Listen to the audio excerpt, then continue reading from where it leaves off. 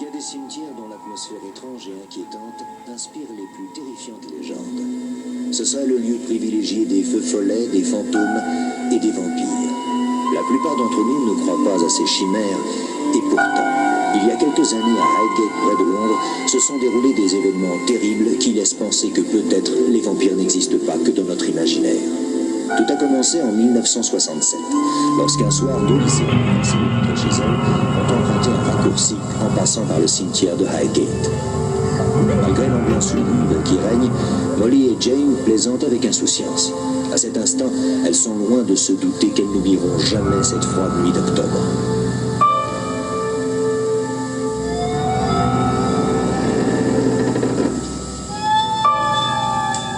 D'où viennent ces grincements étranges? Soudain, le cimetière semble hostile et Jane prend peur. Come on, hurry up. Affolées, les deux jeunes filles courent vers le portail. Quand soudain... Did you hear? Come on, let's go. Le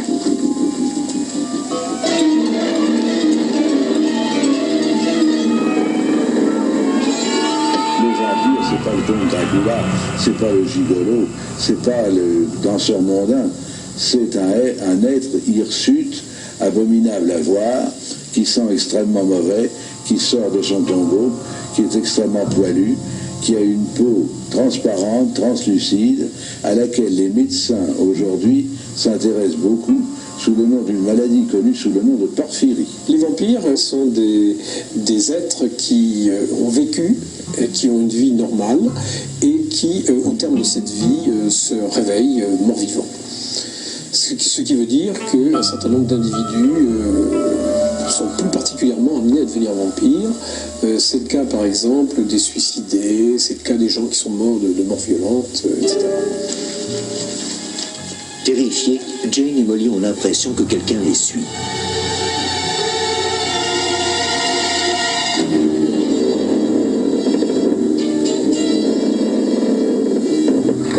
Et c'est avec effroi qu'elle voit d'horribles mains sortir des tombes. Mais le danger est derrière elle. Une créature approche et va les glacer d'horreur.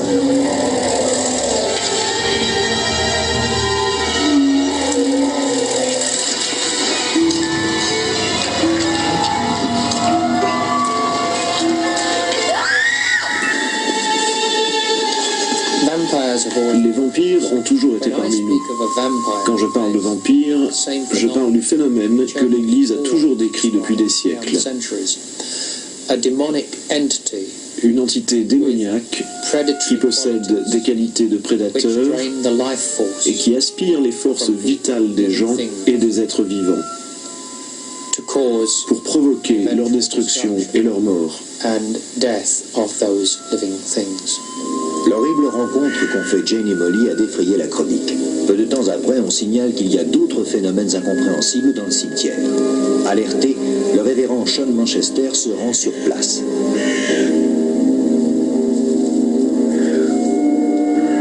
Des cadavres d'animaux y sont retrouvés fréquemment vidés de leur sang.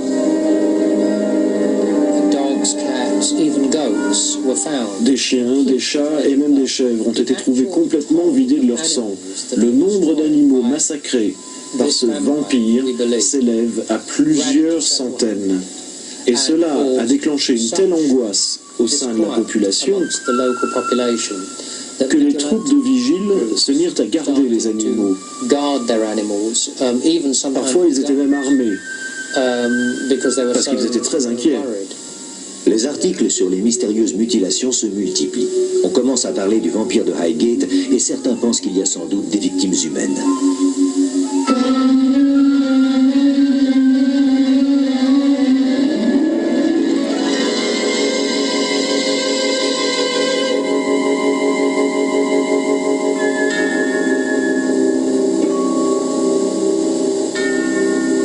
Une nuit, Anne Day est soudain réveillée par un craquement.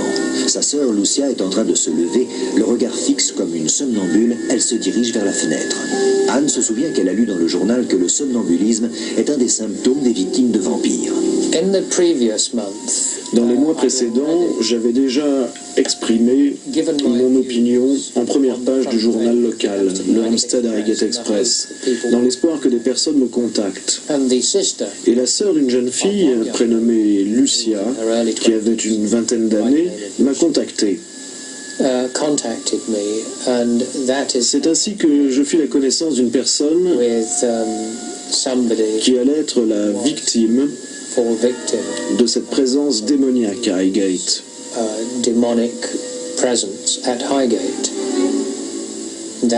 C'était Lucia. Anne explique au révérend que Lucia était en train de dormir quand soudain elle a paru s'étouffer, puis s'est levée et a ouvert la fenêtre. Elle supplie le révérend de l'aider.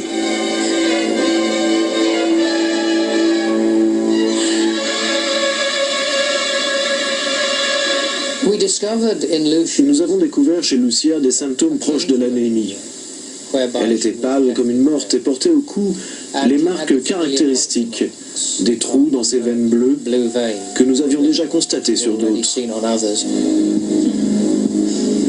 Quelques jours plus tard, Anne découvre Lucia en train de dévorer de la viande crue. Anne a aussitôt téléphoné au révérend qui se précipite chez elle. Mais lorsqu'il arrive, les deux sœurs ne sont plus là. Anne lui a laissé un mot sur la porte et il peut lire « Je n'ai pas réveillé Lucia. Elle est devant la porte. Elle ouvre le verrou. Vous savez où elle se dirige. » Pendant ce temps, Lucia pénètre dans le cimetière comme si elle était attirée par une force irrésistible. Anne la suit.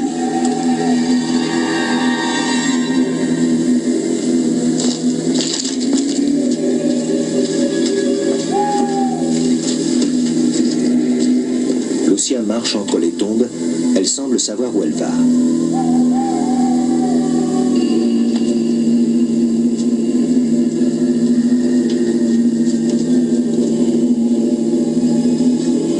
Aperçoit le révérend, Lucia court vers lui affolée.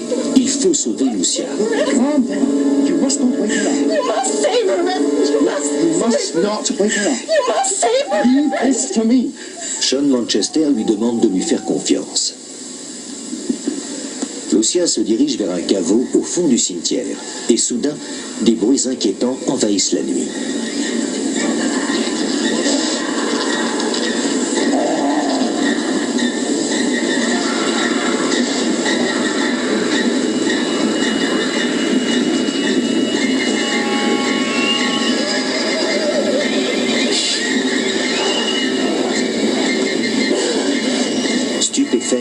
Il voit que Lucia semble prise de tremblement.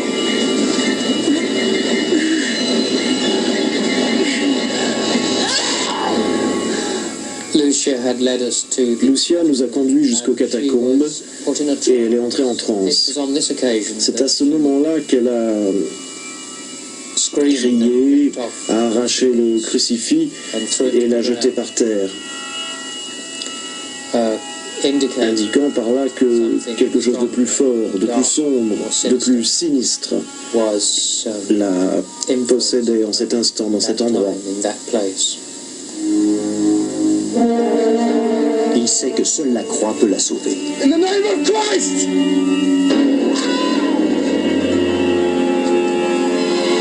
Lucia s'est évanouie et le révérend la transportera dans ses bras jusqu'à chez elle.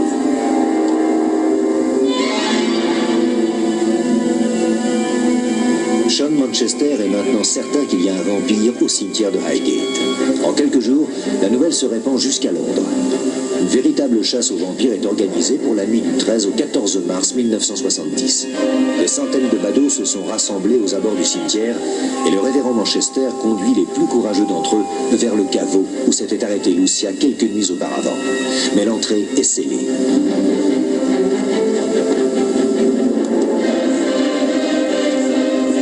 Il n'y a pas d'autre ouverture.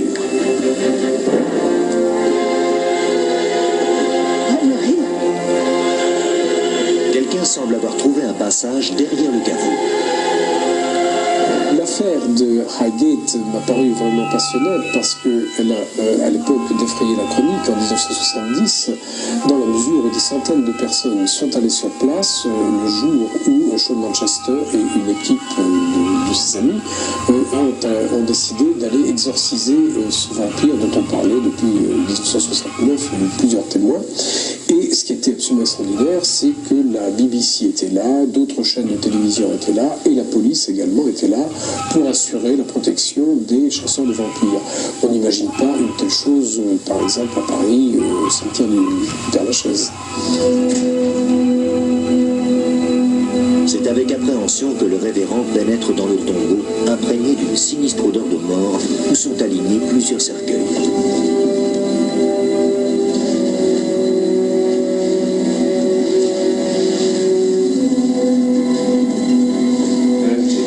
L'un d'entre eux est vide.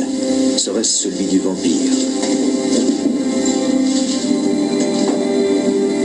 Selon le rite pratiqué depuis plusieurs siècles, le révérend va asperger le cercueil d'eau bénite et jeter des gousses d'ail à l'intérieur. Puis il va y déposer un crucifix, car d'après la tradition, ces trois éléments sont des armes contre les vampires. Cette nuit-là, le révérend ne pourra rien faire d'autre. Ce n'est que quelques mois plus tard que le cimetière de Highgate va de nouveau être le théâtre d'une tragique découverte. C'est avec horreur qu'un touriste va découvrir le corps d'un homme atrocement mutilé. Oh my God! Dès qu'il apprend la nouvelle, le révérend Manchester retourne au caveau, persuadé que c'est le vampire qui a commis ce crime. À sa grande surprise, le cercueil vide a disparu. Le révérend sait qu'il a plus de chances de traquer le vampire en plein jour puisqu'ils ne sortent que la nuit. Mais Lucia doit venir avec eux. Elle seule peut les aider.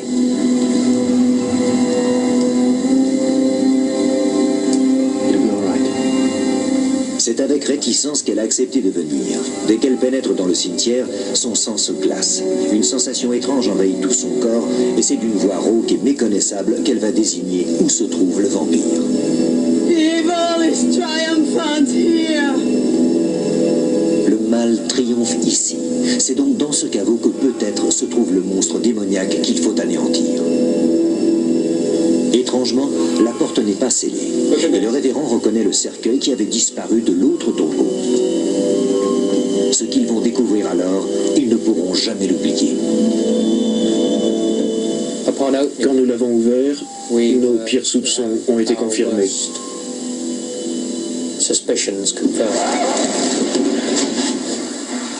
Dans le cercueil, il voit un corps toujours en décomposition alors que ses vêtements semblent dater du 19e siècle. Le révérend n'hésite pas. Pour vaincre cet être maléfique, il faut lui enfoncer un pieu dans le cœur.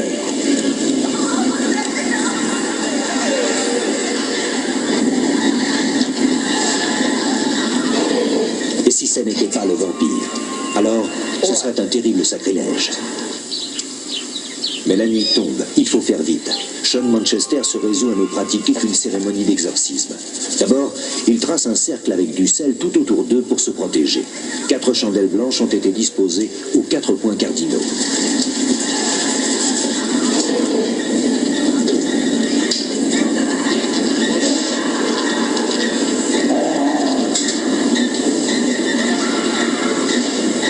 Lucia est de plus en plus effrayée. Que va-t-il se passer? Le révérend semble pourtant si calme et si déterminé.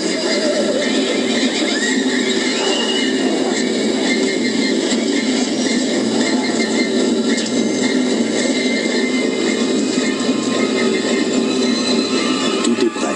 Le révérend donne sa Bible à Lucia pour l'aider à résister aux forces infernales qui vont se déchaîner. Sean Manchester va commencer son combat contre le mal. Go forth, O thou deceiver, full of evil, enemy of virtue, persecutor of the innocent. Go forth, give place, O evil one, give place, O wicked one, give place to Christ.